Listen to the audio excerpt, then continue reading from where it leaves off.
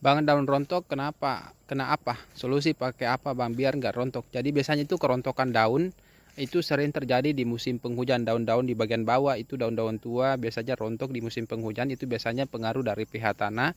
Terus yang kedua pengaruh dari kekurangan kalsium pada tanaman cabai kita, itu biasanya parah juga menjalar pada kerontokan bunga.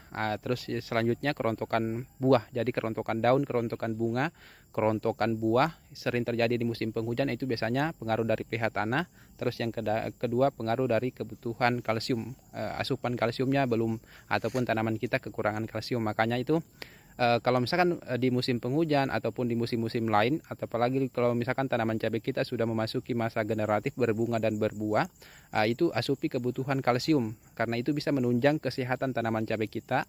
Terus yang kedua untuk mencegah kerontokan daun, kerontokan bunga, dan kerontokan buah. Salah satu kalsium yang bisa kita gunakan itu bisa menggunakan kalsinut. Seperti yang saya gunakan ini, kalsinut ini apalagi yang suka organik ya, ini bagus banget karena ini sifatnya organik.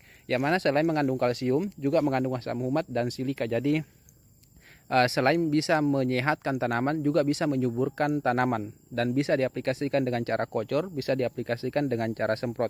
Dosis semprotnya cukup gunakan 2-4 sendok makan per tangki 15 liter, bisa dicampur dengan pupuk tapi jangan dicampur dengan racun.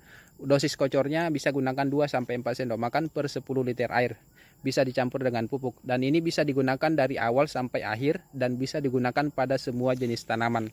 Apalagi kandungan asam humatnya ini bagus banget ya, bisa memperbaiki struktur fisik, struktur biologi, dan struktur kimia tanah, sehingga tanaman kita pertumbuhannya lebih bagus, tidak gampang kena penyakit. Sepertinya kalau misal mau gunakan kalsinut itu bisa cek di keranjang di bagian pojok kiri bawah. Oke, semoga bermanfaat.